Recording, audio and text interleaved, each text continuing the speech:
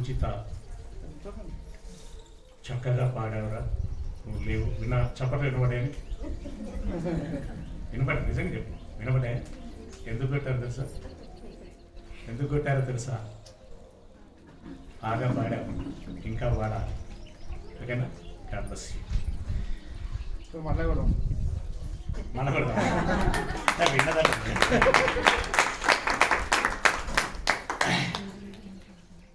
ప్రియమైనటువంటి సంఘస్థులకి, ఆత్మీయులకి, దైవ పరిచారకులకి, చిన్నలకి, పెద్దలకి పేరు పేరున నా హృదయపూర్వకమైనటువంటి శుభములు, వందనాలు తెలియజేస్తున్నాను. ప్రియమైనటువంటి దేవుని వారలారా, పూర్వము నుండి ప్రవక్తలు శ్రమలు పడ్డారు. తదుపరి యేసు ప్రభుల వారు శ్రమ పెట్టబడ్డాడు. శ్రమ అంటే కేవలం తిట్టు కాదు, కేవలం కొట్టడం కాదు, చెప్పటము కూడా. ఆ తదుపరి అపోస్తలులు శ్రమ పెట్టబడ్డారు. తదుపరి విశ్వాసులైనటువంటి వారు కూడా శ్రమ పెట్టబడ్డారు. కనుకనే యెరూషలేములో నుండి వారు చెదిరిపోయి ప్రపంచంలో ఉన్నటువంటి రకరకాల దేశాల్లోనికి వెళ్ళి తలదాచుకున్నారు. అలా వచ్చినటువంటి వారిలోనే కొందరు మన భారతదేశానికి కూడా వచ్చారు. మరి వీళ్ళందరూ శ్రమ పడ్డారు. శ్రమ పడినటువంటి వారు నేడు ఎక్కడ ఉన్నారు? మీకు తెలిసిన సమాచారం చెప్పండి. మీకు తెలుసు ఎక్కడున్నారు? నెమ్మది పొందు స్థలము అనేటువంటి పరదేశంలో ఉన్నారు. తర్వాత ఎక్కడికి వెళ్ళబోతున్నారు? ఆకలి లేనటువంటి, దప్పిక లేనటువంటి, ఎండ దెబ్బ తగలనటువంటి,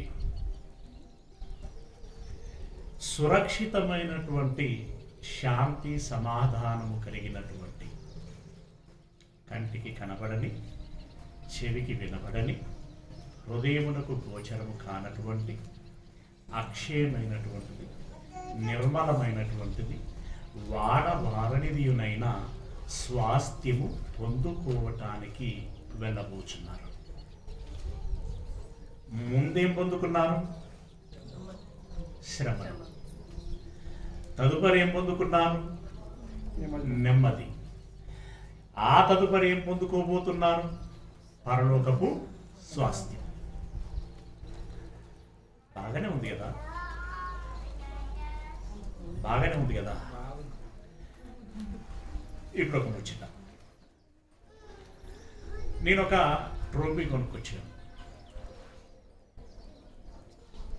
సడన్గా రజితక్కను పిలిచి, మలపల్లి రజితక్కను పిలిచి, అక్క ఇది నీకు బహుమానము అని ఇచ్చాను. ఎందుకు ఏమని ఏం చెప్పలేదు.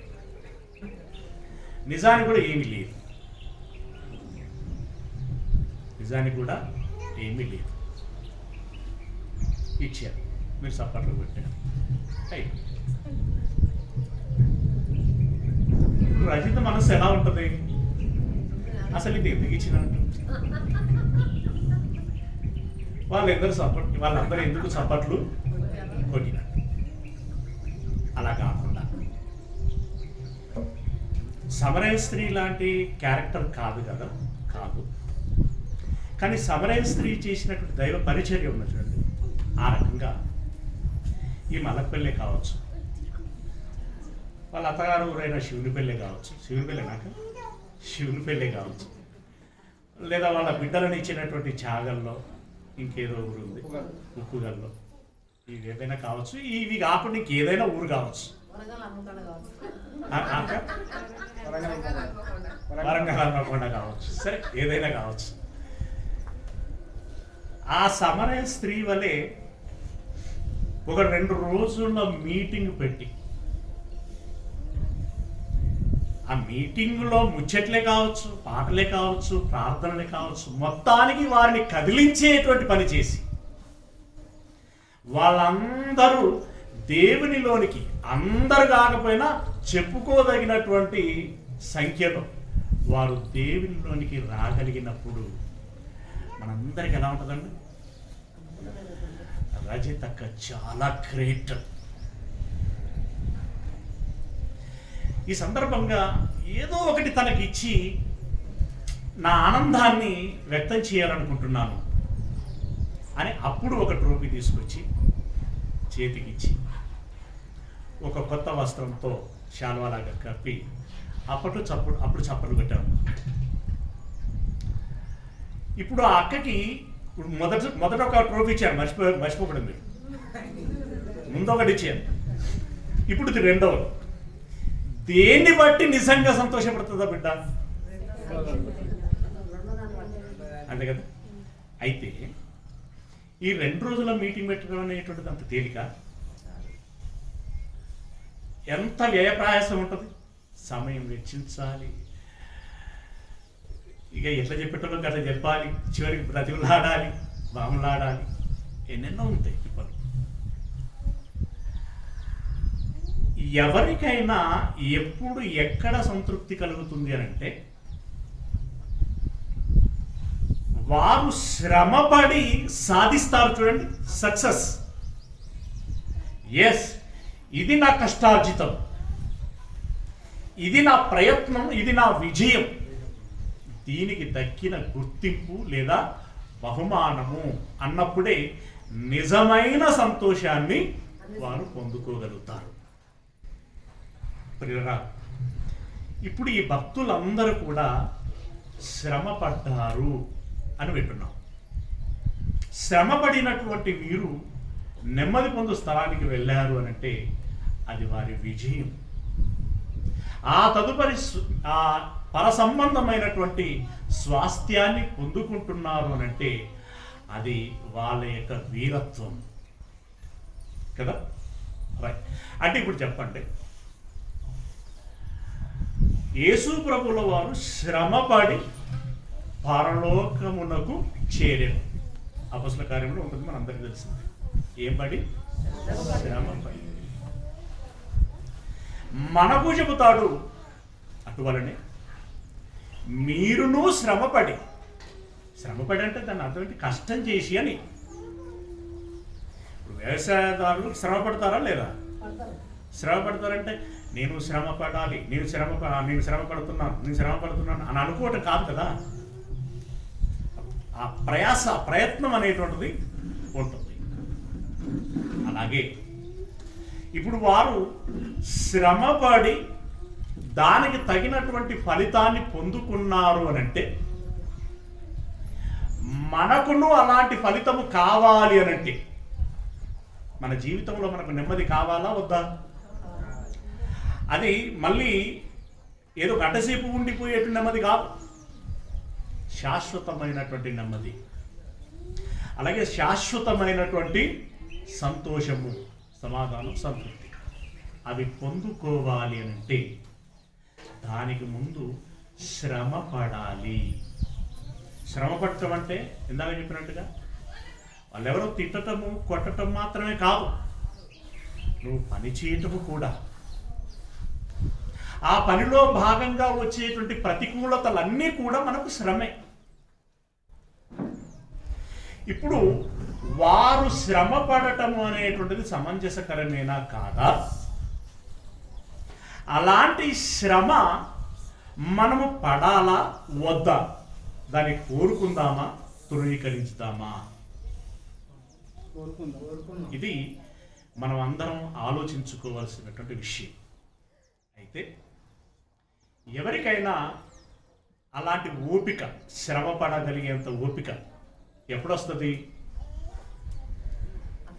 అక్కడికి వెళ్ళి దున్ని దానికి నీళ్లు కట్టి ఎరువు పెట్టి కలుపు తీసి ఇదంతా చేసినప్పుడు ఎందుకు చేస్తారు? అది చిన్న పని ఏం కాదు, చాలా కష్టం. కానీ ఆ ఓపిక ఎందుకు తెచ్చుకుంటారు? అంతిమంగా ఇంత ఫలము వస్తుంది అని. అసలు అది రాదనే తెలిస్తే బాయమని చూస్తాడు ఎవడన్నా? విత్తనాలు వేస్తారా? ఏం చెయ్యం. అలాగే ఇప్పుడు మనము శ్రమ పడాలి అనేటువంటి ఆ ఆలోచన కానీ, ఆ ఓపిక కానీ, ఆ ప్రయత్నం కానీ మనలో రావాలి, కలగాలి అంటే అసలు మనకు విషయము అనగా ఈ శ్రమకు తగినటువంటి ఫలితము ఏముంటుంది అని తెలియాలి. అది మనం మనస్ఫూర్తిగా నమ్మగలగాలి. ఏమోలే అందరూ అంటున్నారు అనేటువంటి ఆ ఉనకపొట్టు మాట, ఆ ఉనకపొట్టు విశ్వాసం మనలో ఉండకూడదు. ఉనకపొట్టు అంటే తెలుసు కదా, అలా ఉండకూడదు. నీకంటూ ఒక నిశ్చయం ఉండాలి, ఓకేనా? నీకంటూ ఒక బలమైనటువంటి అభిప్రాయము ఉండాలి, విశ్వాసము ఉండాలి. ఇప్పుడు యేసు ప్రభుల వారి శ్రమ పలు విధాలు. దానంతటికీ ఆయన ఎందుకు అలా సిద్ధపడ్డాడు, ఎందుకు అలా ఓపికతో సహనంతో దాన్ని భరించగలిగాడు? అంత నొప్పిలో కూడా అయ్యా వీరేమి చేయుచున్నారో వీరెరగరు గనక వీరిని క్షమించండి. ఏటట? వీరేం చేయుచున్నారో వీరెరగరు గనక వీరిని క్షమించండి. అంటే వాళ్ళు ఏం చేస్తున్నారు? వాస్తవానికి అప్పుడు చంపుతున్నారు, అంతే కదా? యేసును చంపుతున్నాం అనే సంగతి వాళ్ళకి తెలియదా?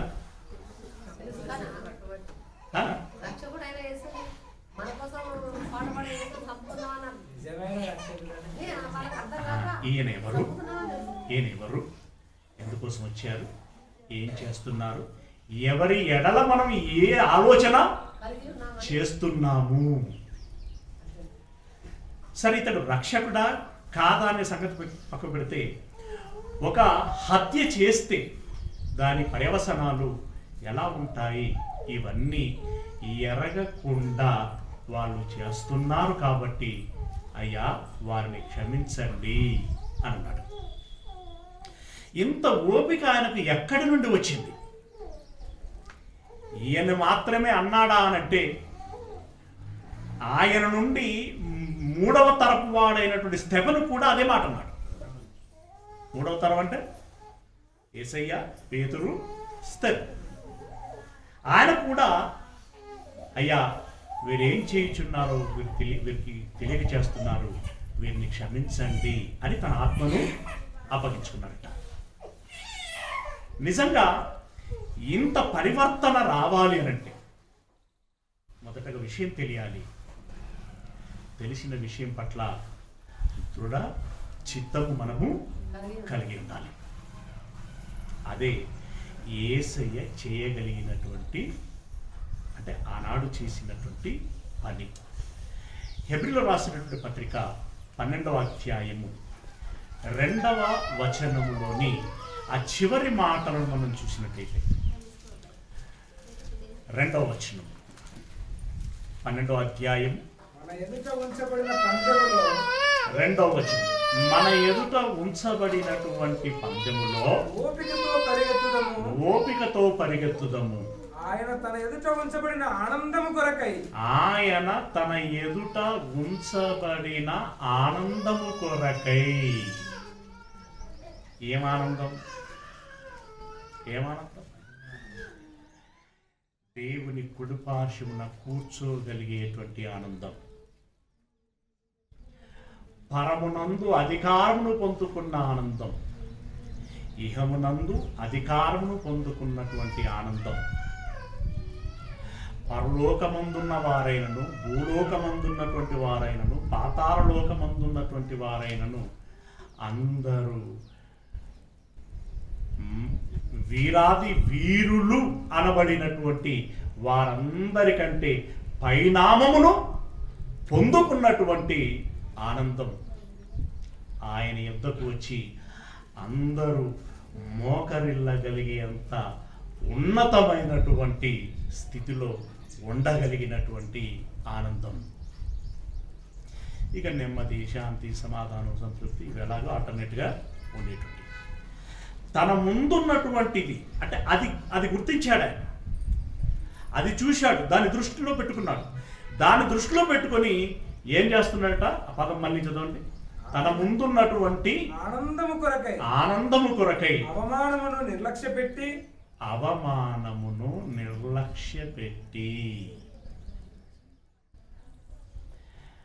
నిర్లక్ష్యం అంటే ఈ చెవిన వినబడుతున్నా కూడా నాకు వినబడలేదు అన్నట్టుగా వెళ్ళిపోవటం.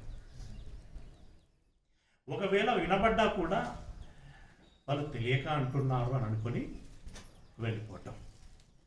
ఎవరెవరో ఎన్నెన్నో ఏమేమో మాట్లాడుకుంటూ ఉంటారు. అవి మనకు తెలియనట్లుగా ఉండటం. అవమానమును నిర్లక్ష్యపెట్టి. అప్పుడప్పుడు మనం ఏమనుకుంటామంటే, దేనికి ఒక వ్యక్తి స్పందించట్లేదు అనుకోండి, ఆయన అసలు దేనికి స్పందించడు, అసలు వేస్ట్ అన్నట్టుగా మనం ఆలోచిస్తూ ఉంటాం. అసలు వేస్ట్ కాదు. ఫస్ట్ మనిషికి ఉండాల్సినటువంటి లక్షణమే అది. ఏంటది? ఎవరైనా మనల్ని ఇన్సల్టింగ్గా చూసినా, మాట్లాడినా మనం ఏం చేయాలి? దాన్ని పట్టనట్లుగా వెళ్ళిపోవాలి. తర్వాత రెండవది, అవమానమును నిర్లక్ష్యపెట్టి సిలువను సహించి అంటే మరణమును సహించి దేవుని సింహాసనం యొక్క కుడిపార్శ్వమున, అంతిమంగా దేవుని మహిమా సింహాసనము యొక్క కుడిపార్శ్వమున ఆసీనుడై ఉన్నాడు. అవమానపరిచినోడు ఒకడు, తిట్టినోడు ఒకడు, చంపినోడు ఒకడు. వీటన్నిటినీ స్వీకరించి భరించింది యేసయ్య. ఆ తదుపరి వాళ్ళెక్కడున్నారు, ఆయన ఎక్కడున్నాడు? అవమానింపబడిన, హింసింపబడిన, శ్రమ పొందిన, చంపబడినటువంటి యేసయ్య దేవుని కుడిపార్శ్వంలో ఉన్నాడు. అవమానించి చంపినటువంటి వీరెక్కడున్నారు? నరకంలో ఉన్నారు. అయితే వీళ్ళు కూడా ఆనందించారు. ఎప్పుడు? అవమానించినప్పుడు. అవునా? తిట్టినప్పుడు, కొట్టినప్పుడు వాళ్ళు అవమానించారు, ఆనందించారు. యేసయ్య కొంచెం ఎవరినేం అనకపోయినా ఆ పెయిన్ అయితే ఉంటుంది కదా, ఆ బాధ ఉంటుంది, ఆ బాధ అనుభవించాడు. కానీ ఆ కాలం ఎంత? కొంతే కదా. ఆ తదుపరి ఆయన పరమున దేవుని కుడిపార్శ్వంలో కూర్చున్నాడు. వీరు నరకానికి వెళ్ళారు. అసలు యేసు ప్రభుల వారికి బాధ కంటే ఆ ఇన్సిడెంట్, ఆ సందర్భం ఏదైతే ఉంటుందో, ఆయన పొందిన బాధ కంటే, అయ్యో అనవసరంగా వాళ్ళు అలా ప్రవర్తించి ఈరోజు నరకానికి జారిపోయారే అనేటువంటి జాలే ఎక్కువగా ఉంటుంది నిజమైన జ్ఞానికి. అవునా కదా? మనమును అలాగునే ఉండాలి. రైట్. ఇప్పుడు మీరు దేనికి సిద్ధపడతారు? ముందుగా దక్కబోయేటువంటి బహుమానమునందు దృష్టి కలిగి. ఇక్కడ యేసయ్య తను ఏం పొందుకోబోతున్నాడో తనకు ఒక క్లారిటీ ఉంది. ఇప్పుడు మన విషయంలో కూడా ఒక మాట రాయబడింది. 8వ అధ్యాయము రోమపత్రిక 18వ వచనాన్ని చూసినట్టయితే, రోమపత్రిక 8వ అధ్యాయము 18వ వచనం, మన ఎడల ప్రత్యక్షము కాబోవు మహిమ ఎదుట.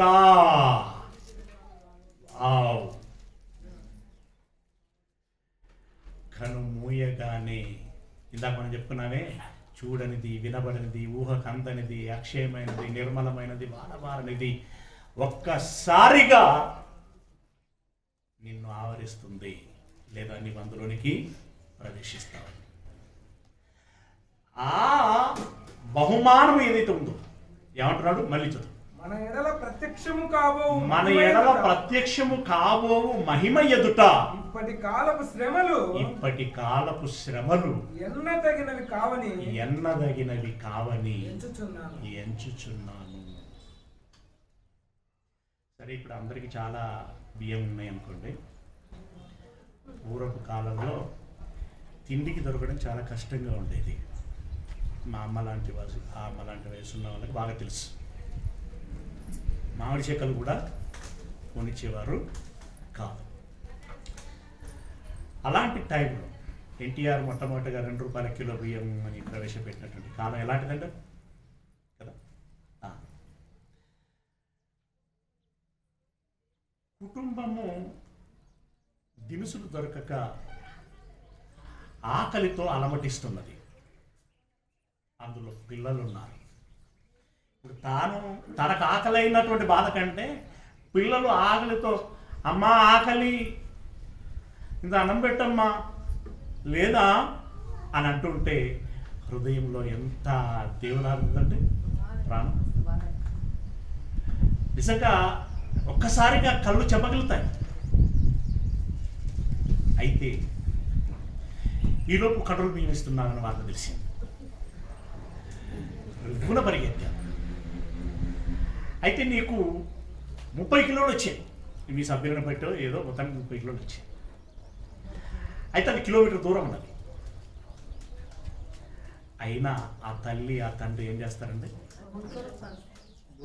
భుజం మీద వేసుకునుడే, లేని ఓపిక తెచ్చుకునుడే, పరుగున కింద మీద పడతాయినా సరే, ఒకసారి కింద పడ్డా సొలిగి మళ్ళా లేపుకొని మళ్ళా పోడే పొయ్యి కడిగి పొయ్యి మీద పెట్టి వండి ఆ పిల్లల ముఖం వాళ్ళకి తినిపిస్తూ వాళ్ళ ముఖములో ఆనందాన్ని చూసినప్పుడు వీళ్ళు ఏం మర్చిపోతారు? ఈ మోసుకొచ్చిన కష్టం మర్చిపోతారు. అంటే పిల్లల ఆనందం ముందు ఈమె మోసిన 30 కిలోల బరువు బలాదు. అసలు అది లెక్కలోనికే రాదు కదా. అలాగే నీవు పొందుకోబోయేటువంటి ఆ మహిమ బహుమానం ఏదైతే ఉన్నదో దాన్ని దృష్టిలో పెట్టుకుంటే ఇప్పుడు మనం పడేటువంటి అవమానాలు, నిందలు, అపహాస్యాలు, ఇరుకులు, ఇబ్బందులు, కష్టాలు, కన్నీరు, రోగాలు, సూటిపోటి మాటలు, వెనకొక మాట ముందొక మాట,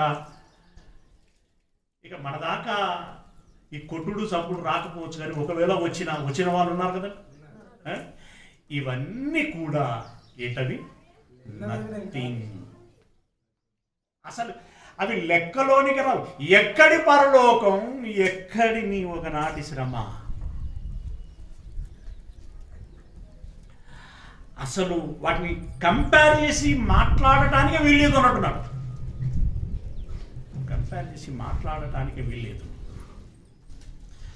ఇప్పుడు సినిమా చూసే వాళ్ళ గురించి ఆలోచిద్దాం ఒకసారి కాసేపు అర్థం కావడానికి. ఐమాక్స్ లాంటి దాంట్లో వీళ్ళకు కోరుకున్న ఇష్టమైన సినిమా చూడాలి. అది ఎక్కడో ఉంది, అక్కడికి వెళ్ళాలి. బస్సులో వెళ్ళారా, కారులో వెళ్ళారా, బైక్లో వెళ్ళారా, ఆ ట్రాఫిక్లో నుండి ఈక్కుంటూ వెళ్ళారు. ఎందులో వెళ్ళినా ఎంతో కొంత ప్రయాస అయితే ఉంటుంది. ఈ ప్రయాస గురించి వాళ్ళు ఆలోచిస్తారు అసలు? అది ఎంతసేపు నేను ఇప్పుడు పోతానా, నా చూస్తానా, నా అభిమాన హీరో కనబడతాడా, అప్పుడు విజిల్ వేద్దామా, పేపర్లు విసురుదామా, కేకలేద్దామా, ఈ 50 ఉంటుందే తప్ప నేను నడిచిపోతున్నాను, ఈ ట్రాఫిక్లో పోతున్నాను, ఈ ఎండ కొడుతుంది, ఈ చలి పెడుతుంది, అసలు ఇది వాళ్ళ దృష్టికి రానే రాదు. మరి మనకెందుకు రావాలని? మనం చూడబోయేది ఫలానైన సినిమా కంటే చిన్నదా?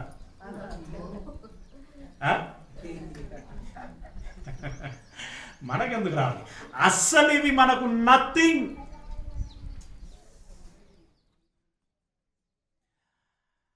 అంత డెవలప్ కావాలి మనం, అంత మెచ్యూరిటీలోనికి రావాలి. అందుకే నేను ప్రారంభంలో ఏమన్నంటే విషయ అవగాహన కావాలి మనకి, అవునా? దాని పట్ల ఒక నిక్కచ్చితమైనటువంటి అభిప్రాయము రావాలి, ఉండాలి. అప్పుడు ఇవన్నీ మనకు పెద్దగా పట్టవు. ఇప్పుడు నన్ను చంపుతారు అన్నప్పుడు పేతురు గారు బాధపడ్డారా లేదా? బాధలోనే నువ్వు చావడానికి వీలు లేదు ప్రభు అన్నాడు. ఎవడని నీ దగ్గరకు వస్తే ముందు నన్ను దాటాలి అన్నాడు. ఆవేదనలో ఆవేశం. కానీ అనుకున్నంత పని కానే అయింది. అరెస్ట్ అయ్యిండు. అప్పుడు కూడా ఆవేశం పట్టుకున్నా, కత్తి పట్టుకున్నాడు, చెవి నరికిండు. ఇక ఏసయ్య ఒక మాట ఏసయ్యరా అంటే మొత్తం దునేసి కావచ్చు పేదరు. అంత అదిలో ఉన్నాడు ఆయన. పాపం అరెస్ట్ అయిన తర్వాత ఆ మనసు ఎడబాటును కోరుకుంటలేదు. అది అయ్యో నా ప్రభుని ఏం చేస్తారు అని చూడాలి అని, అక్కడ ఏమైనా నేను చేయగలిగేది ఉంటే చేయాలి అనేటువంటి తాపత్రయంతో ఆయన వెళ్ళాడు. సరిగా ఆయన కళ్ళ ముందే ఆయన అవమానపరిచారు, తిట్టారు. కానీ తెలుసు కదా, ఉమ్మేసారు. కళ్ళ గంతలు కట్టి చెంపల మీద కొట్టి, నేను కొట్టినోడు ఎవడో ప్రవచించు అని అన్నారు. అది చెంపల మీద కొట్టిలు కదా అనిపిస్తుంది. కాదు, అది ఎంత చెంప మీద నిజంగా కొట్టిన దానికంటే ఆ విధానం ఉన్న చూడండి, అది చాలా చాలా పిండేస్తుంది హృదయాన్ని.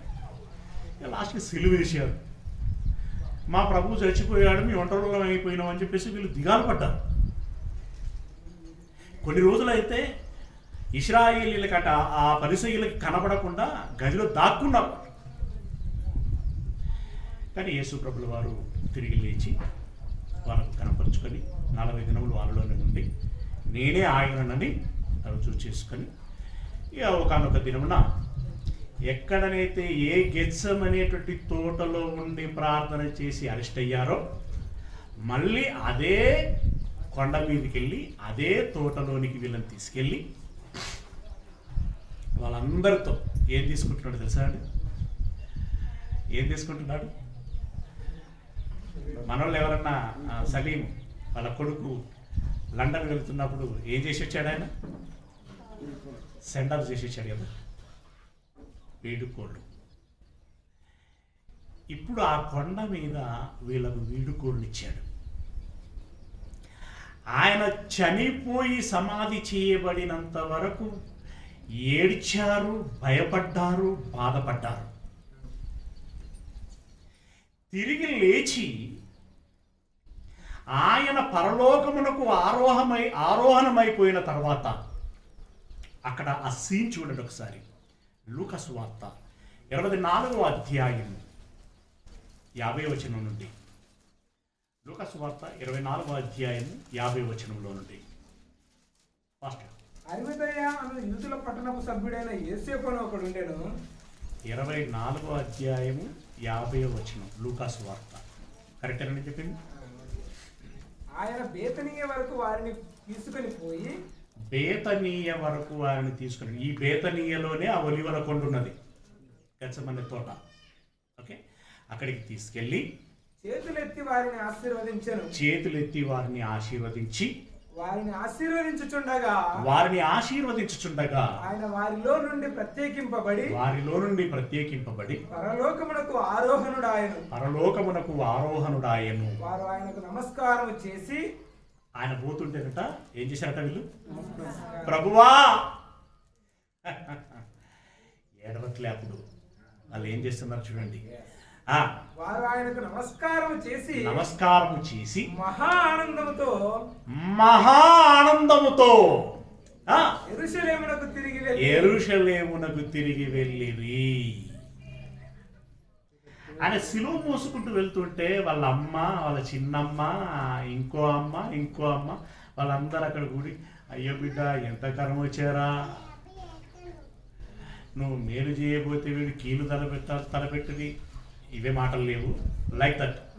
మీరు ఇటు నాలుగు, మీరు ఆమెను పట్టించుకోకండి, ఆమెను పట్టించుకోకండి. మనం వాక్యం వైపు ఈ పదాలు లేవు. కానీ వాళ్ళు ఏడ్చారు అని అంటే ఆ రకమైనటువంటి దృక్పథంతో వాళ్ళు ఏడ్చారు అంటే దాని అర్థం ఏంటి? ఆయనకేదో కష్టం అవుతున్నది కదా ఆయనకేదో బాధ, శ్రమ, వేదన, అన్యాయం జరుగుతున్నదని కదా. వాళ్ళతో పాటు శిష్యులు కూడా ఉన్నారు కదా, వీళ్ళు బాధపడి ఉంటారా? వీళ్ళు బాధపడతారు. బాధపడటం కాదు, వాళ్ళు ఏడ్చుంటారు. అప్పుడు యేసయ్య చెప్పినటువంటి మాట, నా నిమిత్తం మీరు ఏడవకండి. ఇప్పుడు అది నిజమవుతున్నట్టుగా ఇప్పుడు ఆయన తిరిగి పరలోకమునకు ఆరోహణమై వెళుతుంటే ప్రభువాని చేతులెత్తి వందనాలు చేసి మహా ఆనందంతో, ఎందుకు మహా ఆనందం? ఒరే మన ప్రభును వీళ్ళు కష్టపెట్టారు అని అనుకున్నాం, మన ప్రభును వీళ్ళు అవమానపరిచారు అని అనుకున్నాం, మన ప్రభును వీళ్ళు చంపేశారు, ఇక మనకు కనబడడు అని అనుకున్నాం. కానీ మన ప్రభు మనకు కనబడ్డాడు. మన ప్రభు మన కన్న తండ్రి యొద్దకు వెళుతున్నాడు. మళ్ళా వచ్చి మనలను తీసుకుపోతాడు అనేటువంటి ధైర్యములో నుండి పుట్టుకొచ్చినటువంటి ఆనందం. అంటే మన ప్రభువుకి ఏదో కీడు కలిగింది అని అనుకున్నాం, కానీ మన ప్రభువుకు కలిగింది కీడు కాదు, మన ప్రభువుకు కలిగింది మేలు.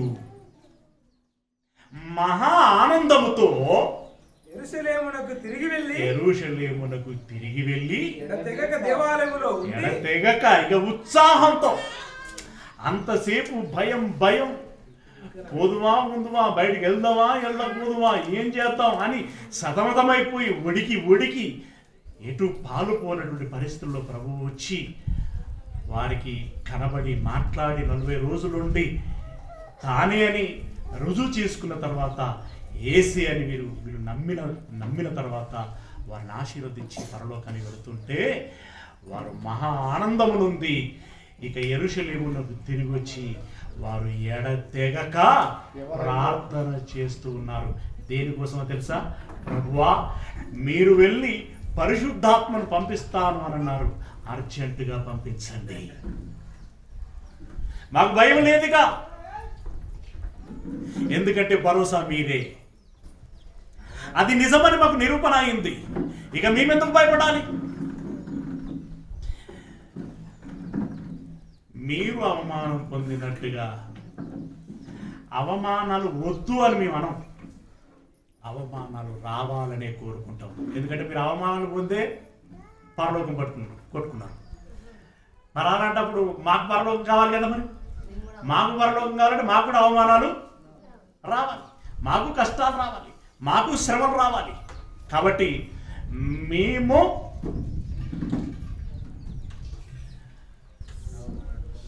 నా రాజన్న అటెన్షన్ పోతుంది కదా, పాపను వదిలిపెట్టండి.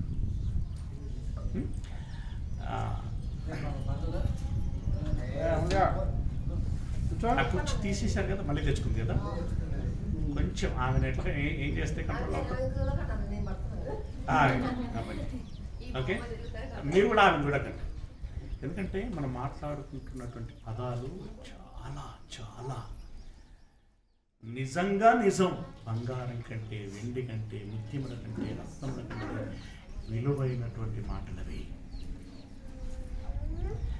ప్రభువా మీరు ఏమి అనుభవించి పరలోకానికి వెళ్ళారో మాకు కూడా అదే అనుభవం కావాలి. అందుకే పౌలు ఏమన్నాడు తెలుసా?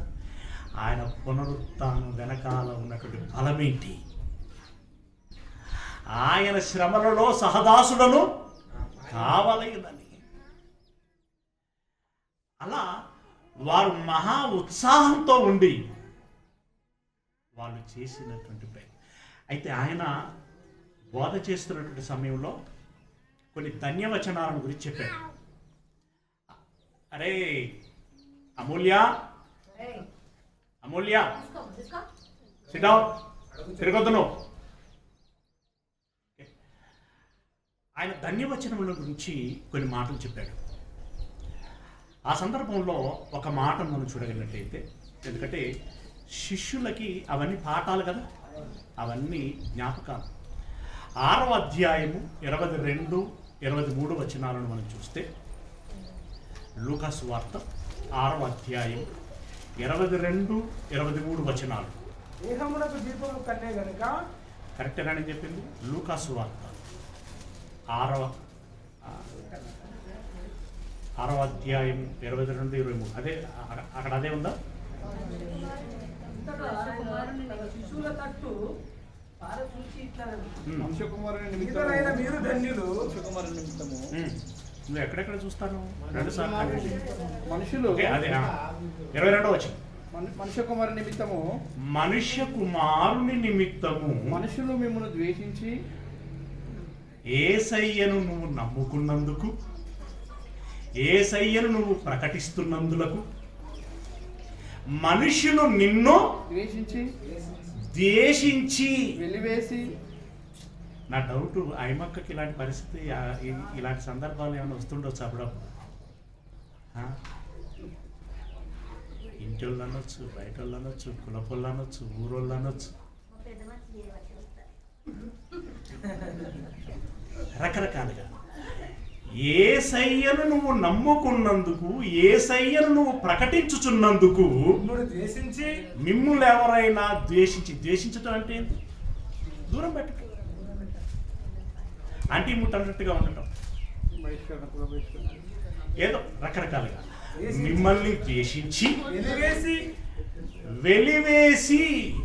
కొన్ని ఊర్లలో వెలివేస్తున్నారు, మీకు తెలుసు కదండి, కుల బహిష్కరణ చేస్తున్నారు.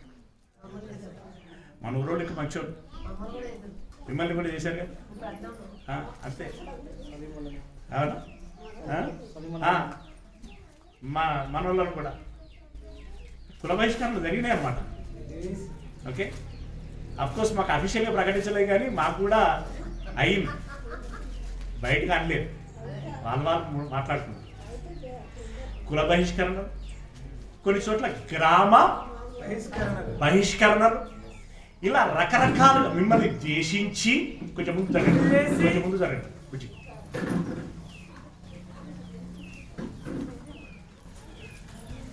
రైట్. మిమ్మల్ని వెలివేసి, ద్వేషించి, నిందించి. ఇక ఎన్ని చేసినా కూడా లాస్ట్ అస్త్రం ఏంది? లాస్ట్ అస్త్రం ఏందా? నిందించటం. యేసయ్య మీద ఏమైనా నిందలేశారా? ఆనాడు వాళ్ళు రకరకాల నిందలేశారు. వాళ్ళు అప్పుడు వేసిన నిందల కంటే ఇప్పుడు మనోళ్ళు అంటే ఈ తరపు వాళ్ళు వేసేటువంటి నిందలు బహు భయంకరం. ఏంటది? ఆ మగ్దలేని మరియనట ఆయన ప్రేమించాడట. యేసును మరియమ్మ ఒక సైనికుడికి కన్నదట. ఇవన్నీ నిందలు కదా. అంటే ఇప్పుడు నువ్వు వద్దు అని అంటే నువ్వు ఆగుతలేవు అనుకోండి, నిన్ను ఆపాలంటే ఏదో ఒకటి వేయాలి. వేస్తే నువ్వు ఆ భయానికి ఆగాలి. అట్లా అసలు వీళ్ళు ప్రార్థనకి ఎందుకు పోతున్నారో తెలుసా అని జస్ట్ కొంచెం దాన్ని ఓ రకంగా ఒత్తి పలికారనుకోండి, అక్కడ ఒక అర్థం వస్తుంది కదా. వీళ్ళు ఎందుకు పోతున్నారో నీకు తెలుసా, అసలు విషయం వేరే అన్నారు అనుకోండి, అది అవమానం కాదా? ఆ తల్లికి చక్కగా వెళ్ళాలని ఉంది, ప్రార్థన చేయాలని ఉంది, దేవుని మాటలు వినాలని ఉంది, పాడాలని ఉంది, దేవుని స్తోత్రం చేయాలని ఉంది. మంచి భక్తురాలు. ఆమెను పట్టుకుని నువ్వు ఈ మాట అంటే, ఆ మాట అన్నప్పుడు ఆమె కొడుకు వింటే ఏమంటాడు? అమ్మా, నీ మంచి మాటతో చెప్తున్నాను, నువ్వు వెళితే మంచిగా ఉండదు, అందరు నీ గురించి ఏం మాట్లాడుకుంటుండదు తెలుసా, అది నేను వినలేకపోతున్నాను.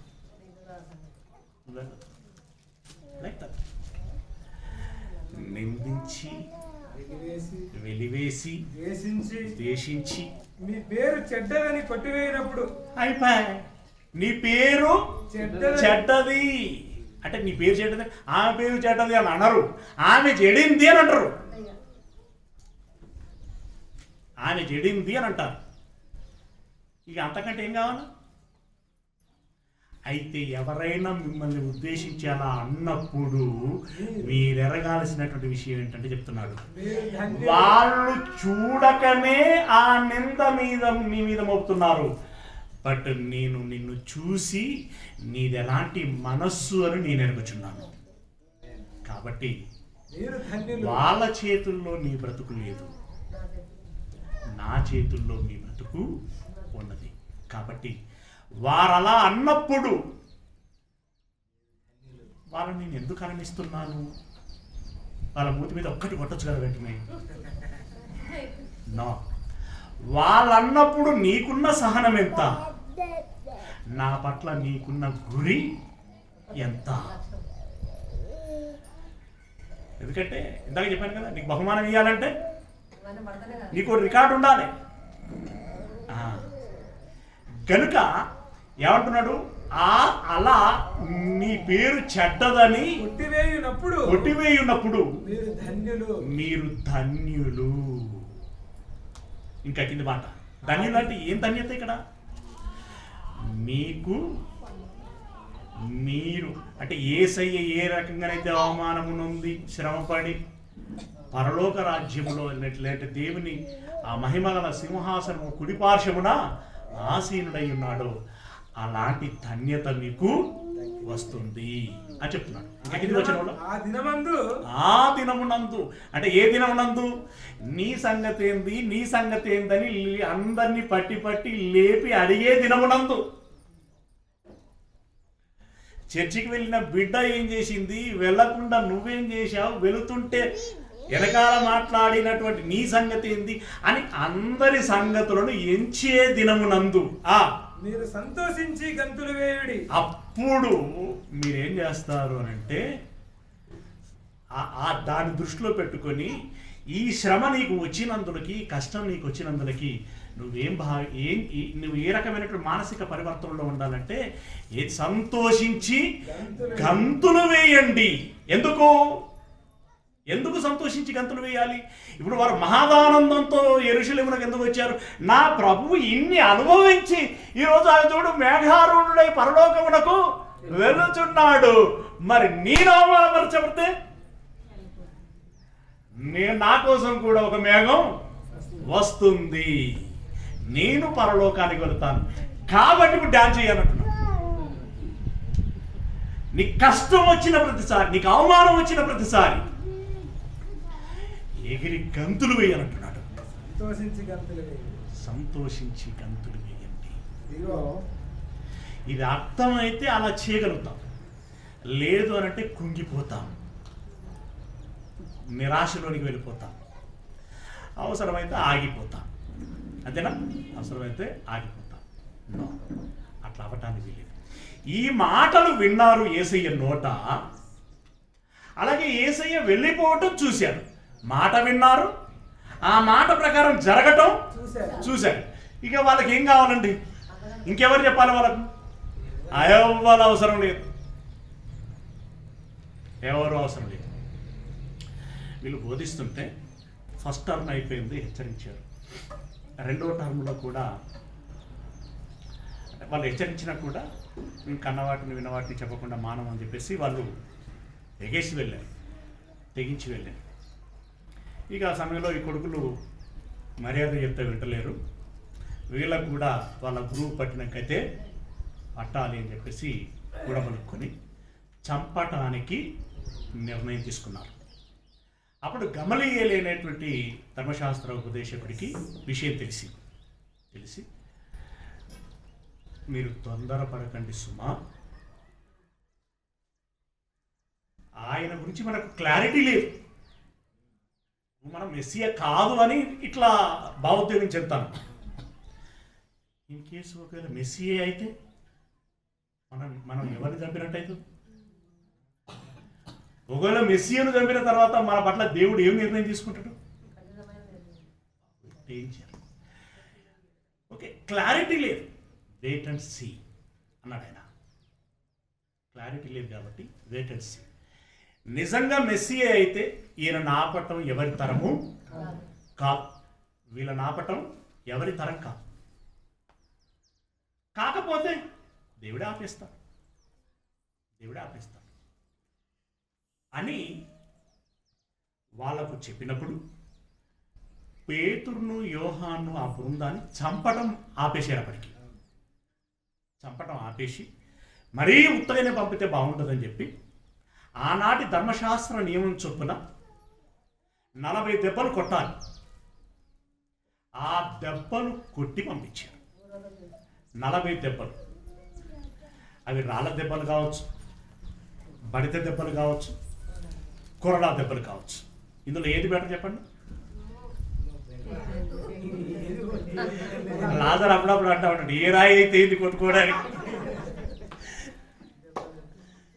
ఏమండి, ఆ 40 దెబ్బలు వాళ్ళకు పెయిన్ అయి అంటే నొప్పి అయి ఉంటుందా లేదా? అయింది. ఆల్రెడీ సభలో పెట్టారు. ఏదని సంగతేంద్ర అని చెప్పేసి బెదిరించారు. చివరికి అసలు ఇక చంపుతామని వాళ్ళు మాట్లాడుకుంటా ఉంటే ఆ ముక్కలు ఆ విషయాలు చెవిలో పడుతూ ఉంటే ఇంకా అదవుతూ ఉంటుంది, గాబరా అవుతూ ఉంటుంది. చివరికి కొట్టారు. కొట్టిన తర్వాత ఇదే లాస్ట్ బిడ్డ, ఇప్పుడు కొట్టి వదిలిపెట్టాం కానీ నెక్స్ట్ టైం అయితే ఇక కొట్టడాలు పంపించడాలు ఉండవు, ఏకంగా పైకే పంపడం ఉంటుంది అన్నట్టుగా బెదిరించి, అది బెదిరించి వీళ్ళ సంఖ్యలను తీసి విడిచిపెట్టిన తర్వాత ఇక వాళ్ళ ఆనందం చూడండి. పక్కనోడికి వీళ్ళకి పిచ్చి పట్టిందా అని అనుకుంటారు.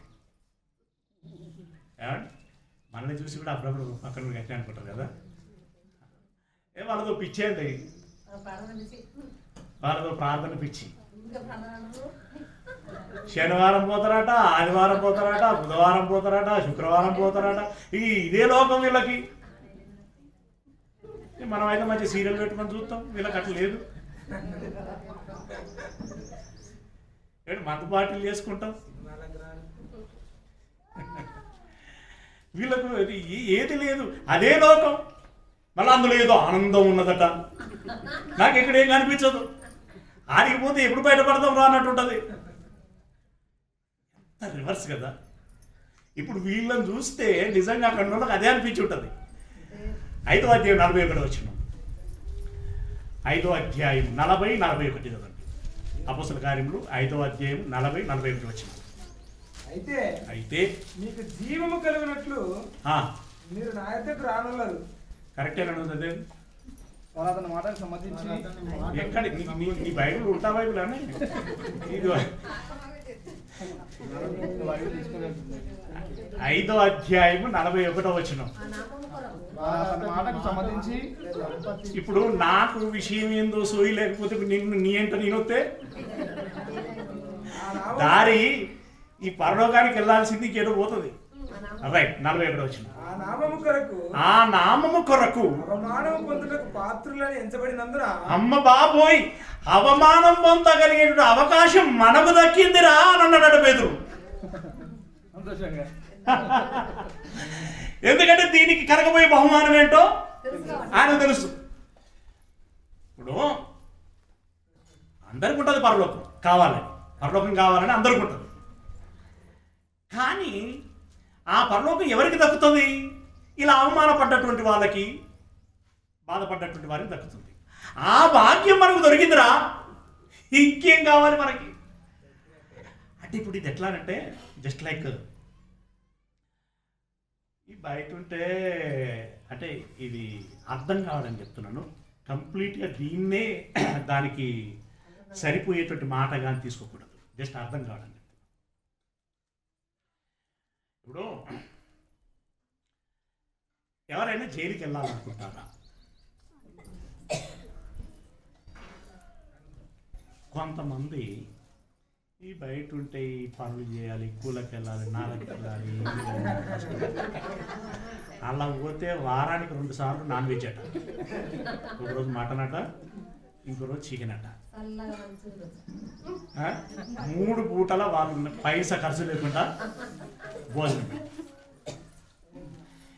ఇప్పుడు నేను ఎట్లా జైలుకి వెళ్ళాలా అని ప్రయత్నించే వాళ్ళు అక్కడక్కడ ఒకరు అలా లేకపోలేదు.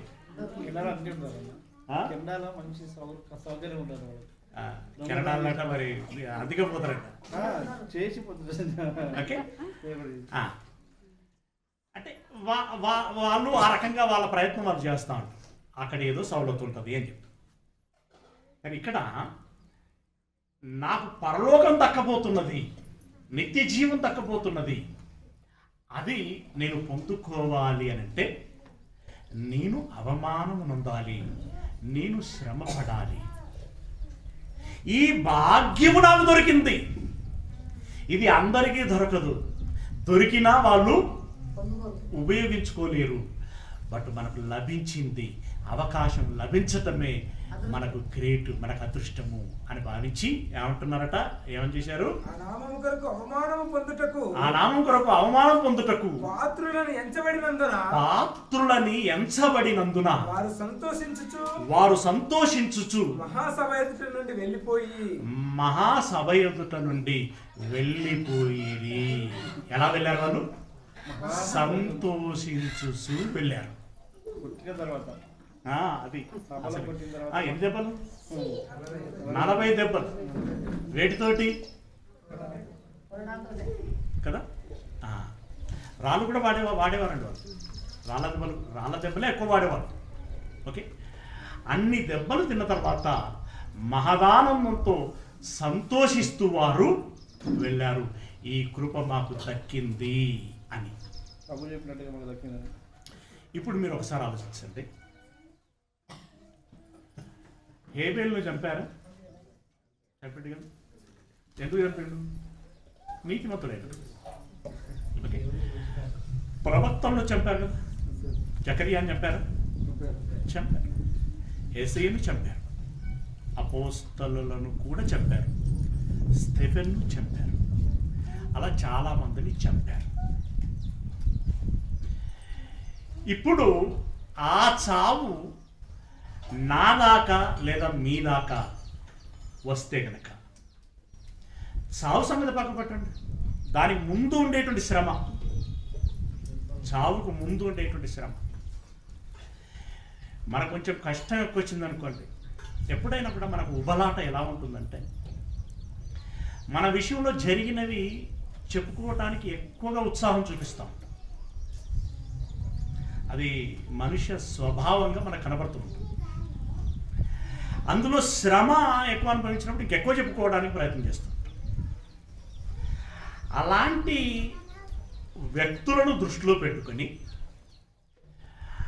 ఆ భక్తులు పొందిన శ్రమతో పోల్చుకుంటే, యేసయ్య పొందిన శ్రమతో పోల్చుకుంటే, అపోస్తలులు స్టెఫెన్ లాంటి వాళ్ళు పొందుకున్నటువంటి శ్రమతో పోల్చుకుంటే, అసలు నీ శ్రమ ఎంతటి శ్రమరా అని అన్నట్టుగా మాట్లాడుతూ ఓ చక్కని విషయాన్ని దృష్టిలోనికి తీసుకొస్తున్నాడు. మర్చిపోకూడదు, రమేష్ అన్న ఇలాగే చెబుతాడు అని మీరు అనుకోకూడదు. ఒకవేళ అనుకున్నా అది నా పొరపాటు కాదు, అది మీ పొరపాటు అవుతుంది. బట్ మీకు పరలోకం దక్కాలి అనేటువంటిది పరిశుద్ధాత్ముడు నాకు ప్రేరేపణ ఇచ్చి చెప్పిస్తున్నటువంటి లక్ష్యం. అది నేను వెళ్ళాలి, నాతో పాటు మనం అందరము వెళ్ళాలి. ఆ దృష్టితో చెప్తున్నటువంటి మాట, తేరగా ఎవరు పరలోకం వెళ్ళలేదు. తేరగా ఎవరు పరలోకము వెళ్ళలేదు. ఏమండి? శ్రమపడి పరలోకమునకు వెళ్ళారు. కాబట్టి నాకొక్కడికి మాత్రమే ఈ కష్టం వచ్చింది, నేను కాబట్టి ఈ శ్రమను అనుభవించగలిగిన అన్నట్టుగా బిల్డప్ ఏమి ఇయ్యకు అన్నట్టుగా మాట్లాడుతూ, అంటే సదుద్దేశం అక్కడ ఆయన చెప్పదలుచుకున్నది సదుద్దేశం. ఏం చెబుతున్నాడు మీరు ఒకసారి చూడండి. పేతురు గారు రాసినటువంటి మొదటి పత్రిక 4వ అధ్యాయము మేబీ 12వ వచనం నుండి, మీకు కలుగుచున్న అగ్ని వంటి మహాశ్రమ. పేతురు రాసిన మొదటి పత్రిక 4వ అధ్యాయం 12వ వచనం నుండి, ప్రియులారా మిమ్మును శోధించుటకు మీకు కలుగుచున్న అగ్ని వంటి మహాశ్రమను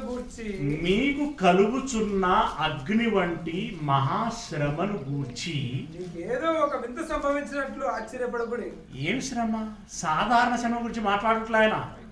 అగ్ని వంటి మహాశ్రమ, ఇక దాన్ని మించింది పెద్దగా ఏమి ఉండదు. ఇక నిప్పుల్లో పడితే ఎలా ఉంటుందో, లేదా నిప్పే మన మీద పడితే మనకు ఎలా ఉంటుందో అలాంటి శ్రమ. ఈ అగ్ని వంటి మహాశ్రమ కలిగినందులోకి ఆశ్చర్యపడకండి. అంటే దాని అర్థం ఏంటి? మన విశ్వాస జీవితంలో మనకు సహజంగానే వచ్చేటువంటి విషయం ఇది అని నువ్వు ముందే మానసికంగా ఫిక్స్ అవ్వాలి. ముందే నువ్వు మానసికంగా ఫిక్స్ అవ్వాలి. ఇప్పుడు బాక్సింగ్ ఉంటుందండి. బాక్సింగ్ అంటేనే కొట్టుకోవడం, అందులో మళ్ళీ విజయం. ఎదుటోడు గుద్దిన తర్వాత అమ్మవాడు గుద్దిండు అని నువ్వు అనొద్దాడా?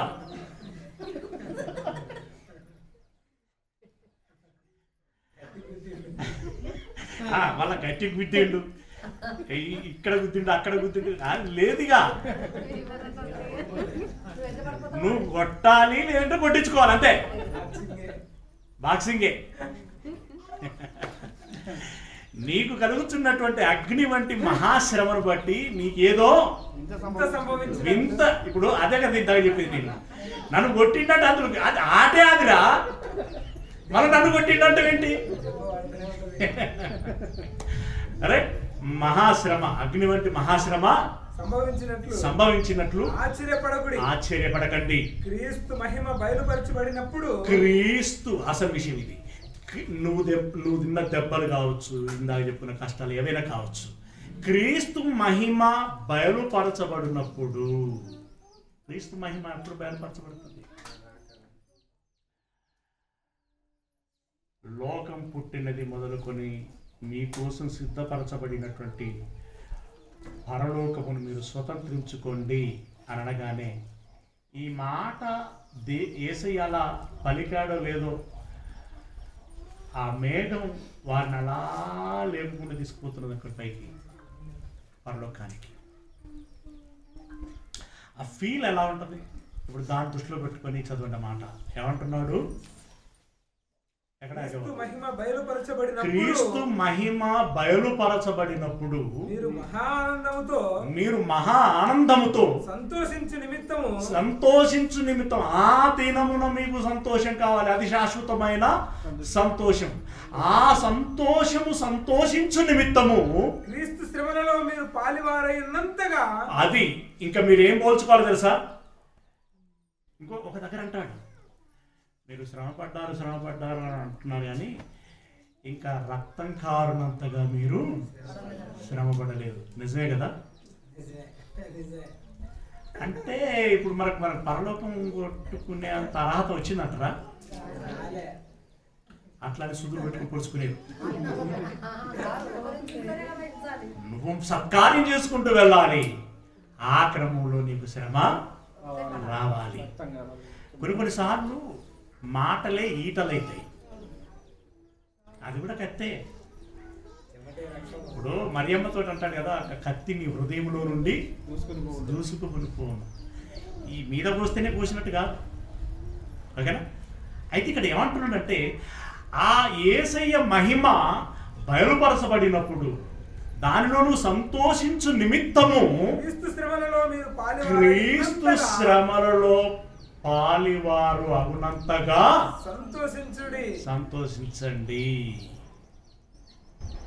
అంటే మీరు ఇప్పుడు పేతురు గారు సంతోషించారు కదా, దేనికి సంతోషించాడు? వాళ్ళు అవమానపరిచి కొట్టి పంపించారు కదా, దాన్ని సంతోషించారు కదా.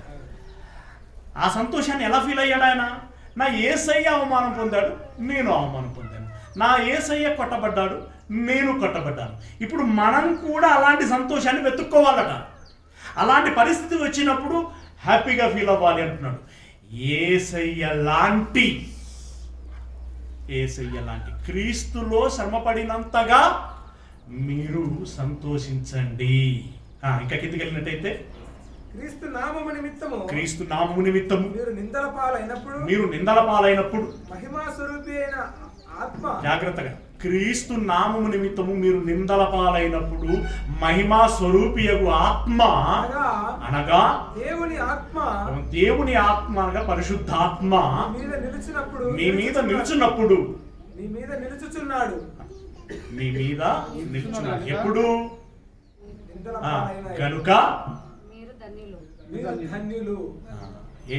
మొత్తం అంటే ఎంటైర్ వచనంలో ఉన్నటువంటి భావం ఏంటి? మళ్ళీ చదివి. క్రీస్తు శ్రమలలో మీరు పాలువారైనంతగా సంతోషించుడి. క్రీస్తు శ్రమలలో మీరు పాలువారైనంతగా సంతోషించండి. క్రీస్తు నామము నిమిత్తము మీరు నిందల పాలైన ఎడల శ్రమ ప్లస్ నింద వీటి పాలైన ఎడల మహిమ స్వరూపి అయిన ఆత్మ ఆత్మ అనగా దేవుని ఆత్మ మీ మీదికి వస్తాడు గనుక కనుక మీరు ధన్యులు. మీరు ధన్యులు.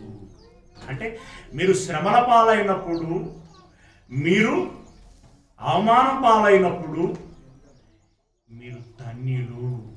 కనుక నాకు శ్రమ వచ్చింది అని చెప్పి అరిచి కేకలు వేయకండి. వేస్తే వేయండి. ఎలా వచ్చింది? నాకు శ్రమ వచ్చిందహో, నేను కొట్టబడ్డానహో. అయితే ఇట్లా పాఠం చెప్పినంత ఈజీగా ఉండదు ముచ్చటది. అనుభవించుకుంటూ అనాలి. అంతగా మనం మెచ్యూరిటీలోనికి రావాలి. మెచ్యూరిటీలోకి రావాలి. ప్రియమైనటువంటి దేవుని వాళ్ళ అలాంటి అనుభవాలు భక్తులు ఎందరో అనుభవించారు. ఎంత మెచ్యూరిటీలోనికి రావాలి, మీరెంత ధైర్యంగా ఉండాలి. ఏంటి అంటే 2 వచనాలను చూపించి ముగిస్తాను. చాలా చాలా కంటెంట్ ఉంది, చాలా విషయం ఉంది. బట్ ముగింపుగా 2 వచనాలను మీకు ఇచ్చి ముగించేస్తాను. ఒకటి ఏంటంటే సామెతల గ్రంథము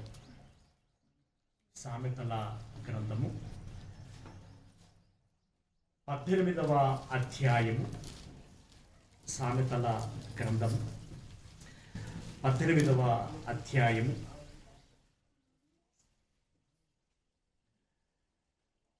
జాగ్రత్తగా మీరు చూడగలిగినట్లయితే 10వ వచనం. సామెతల గ్రంథం 18వ అధ్యాయము 10వ వచనం. యెహోవా నామము బలమైన దుర్గము. యెహోవా నామము బలమైన దుర్గము అని అన్నాడు. బలమైన దుర్గము అంటే ఏంటంటే, దుర్గము అంటే ఏంటి? దుర్గం అంటే కోట. ఇప్పుడు కాకతీయులు పరిపాలన చేసినప్పుడు ఒక కోట కట్టుకున్నారు. కోట చుట్టూ కోటే గట్టి కడతారు. మళ్ళీ కోట చుట్టూ ఒక గోడ. అక్కడ ఉందా? కోటకాడ ఉందా? గోడ ఉందా? ఉంది. అది చాలదన్నట్టు మళ్ళీ ఇక్కడికి కడిపికొండ ఇట్లా ఒకటి పోతుంది గోడ. ఇది ఇప్పుడు మట్టి అది కలగర్భంలో కలిసిపోయింది. కానీ అప్పుడు దాని చుట్టూ కూడా ఇక్కడ ఈ కొండ, ఈ కడిపికొండ కదా, ఈ కడిపికొండ ఇక్కడ ఒక గోడ చూపెడతారు. కట్టాలంటే అది తడిసిపోయింది. మళ్ళీ అలాంటిది ఈ కోట చుట్టూ, వరంగల్ చుట్టూ ఒక గోడ ఉంటుంది. శత్రువులు మన మీదికి వస్తున్నారు, మన బలం తక్కువగా ఉన్నది అని అన్నప్పుడు వీళ్ళు లోనికి పరిగెత్తి గడియలు వేసుకునేవారు.